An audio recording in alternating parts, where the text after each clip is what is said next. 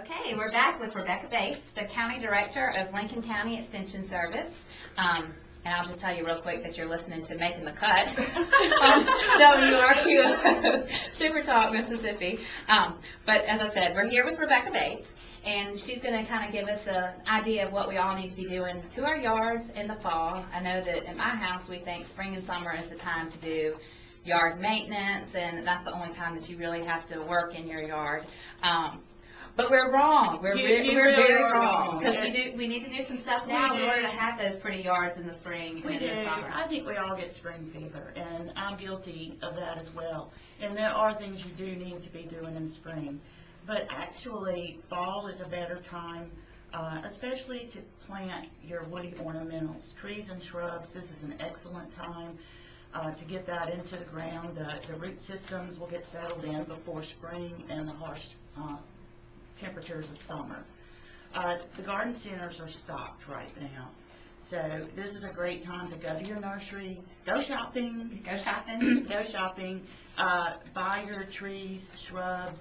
Many of your winter annuals are in the garden centers right now, so good time to do that kind of thing in your yard too. To go buy those all those beautiful mums, but then what do you do with them after you buy them and put them on your front porch? And you can for your plant them. trick-or-treaters? What do you do with them? What happens under Halloween? I know, and I do sometimes treat them as annuals, even though they are not. So you can use them just for fall decorations, but you can also plant them, and they are perennials. But right now it's a good time to do pansies, and pansies will look great throughout the winter months and until it starts to get hot next summer. Right. So that's a great bargain. It is a great bargain. We always enjoy pansies at our house, and especially my daughter. She loves to pick them and put them in her ponytails. Okay, but right now is a good time to be doing mulch, and it's for the winter. Do you do bark mulch? Do you do pine straw? It's whatever you like. Whichever one you like. Well, we're lucky because we have bark plants here in Brookhaven. Not everybody has that benefit. That's right. We do. We're lucky here that we have bark plants. But it's really just whatever you like the look of. Pine straw or bark. They're both excellent. They dress up your beds. They also will help reduce weed problems throughout the winter. They conserve moisture, and they will also keep the soil warm in the winter and cool in summer. Okay. So they're great. That's what their major purpose is. Exactly. Yeah. And also, you're supposed to be digging and dividing spring and summer. You can do that. If you have your summer perennials, such as daylilies and irises, that type thing, it's a very good time to divide those type of plants.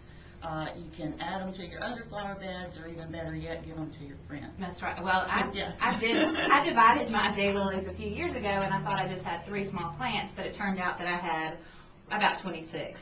So, right. I mean, once you start digging and dividing, you really do have a full garden, and that you're right, you should share with your friends and your neighbors, because they become abundant all of a sudden. Exactly. Okay, well, Sunday in the paper you had a little article about brown patch and about getting your lawn ready for the winter. I cannot tell you how many phone calls I've had on brown patch. We don't like brown patch at our house. I don't like it either. We have an extensive area of brown patch, but I now have my hint, so why don't you share with everybody what we should do about our brown patch? This has just been the perfect fall for brown patch. Yeah. Brown patch is a fungal disease of your lawn that occurs in the spring and again in the fall.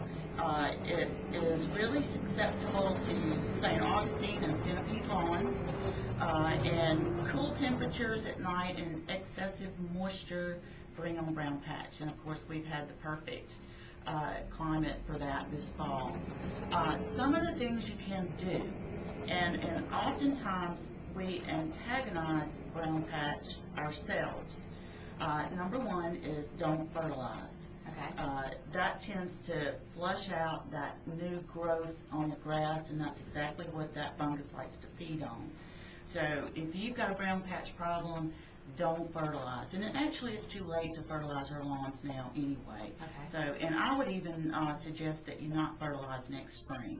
Okay. Another problem that causes it is watering your lawn late in the evening. Of course, we can't help that this fall because Mother Nature has watered it for us 40 days and 40 nights. But, so if you got an irrigation system, don't water late in the evening. Okay. You don't want that grass to lay wet overnight. Another problem might be that you have a thatch buildup, which can be a problem on St. Augustine and Tempe. So if that's the case, you might want to look at dethatching your lawn next summer. Next summer, okay. Exactly. So you need to do that in Okay, the warm so months. those are some problems that can cause it. So what are you going to do now if you have it? I would suggest that you do apply fungicides. Fungicides, okay. Exactly. There are quite a few on the market that are labels. You can buy them either in a liquid concentrate or in a granular form, just whatever you prefer to apply them as. So you'll want to do that this fall. I would also suggest that you keep an eye on it next spring. It will probably be back. Yeah. And apply again at that time. And someone once told us that we could apply just sand to our brown patch. And of course we did it, and I was like, oh, it definitely worked, it definitely worked. I'm not so sure that it really did because it's back now. But is that just a Sand. wise tale? They It said, is. oh, it'll just soak it up, it'll dry up all the nasty No, wetness and that moisture. doesn't work, no. Okay, So sand does not work. We tried to cheapen Kind it of out. like putting grips on your fire ants. Yeah, That no, doesn't work either. We've done all that too. I guess we're looking for the fast and cheap way out Exactly. of everything. Exactly. And fungicides, are they at all dangerous for pets or for children? No, they are not, but Okay. it's always a good idea to not allow your pets or children on the lawn until any chemical that you might apply has dried. Okay, So, okay, not a problem at all for that. okay. But we have both of those at our house, and that's always a concern for me. And another thing that the Extension Service provides are soil samples, right? Do you Exactly, do we this? do that, and this is the perfect time to go ahead and take a soil sample, whether it's your vegetable garden, your lawn, pasture, whatever it might be. Fall is the time to do that. The reason for that is if you need to apply lime, then fall is a good time to do that because lime takes 2 or 3 months to react with the soil and get your pH adjusted. So by the time your lawn comes out of dormancy in the spring, then your chemical composition of that soil is correct. If you plan to have a vegetable garden next summer, then it'll be ready to go for you then too. Wow. Is that something that you guys do? Do we just We call don't do it. We don't do it right in our office. but, I mean, do you come out and do it, or is that something that someone should go buy a Usually, pH system at a store? No, Kind of, no, you just bring in your soil samples okay. to us and we will box them up to you for Oh, you, okay. mail them to Mississippi State to the soil testing lab. Okay, And that is a $6 fee okay. to Mississippi State for Not that. bad though. No, you need to do it, and only about once every 3 years is recommended. Okay, okay. And speaking of your soil sample, but right now is a good time to do your pre-emergence. Your herbicide type, Mhm. we're getting a little bit late on that right now. Okay. It's usually recommended pre-emerge herbicides for your lawn in September. You still have a little window of opportunity there if you feel like you have a serious problem with winter weeds.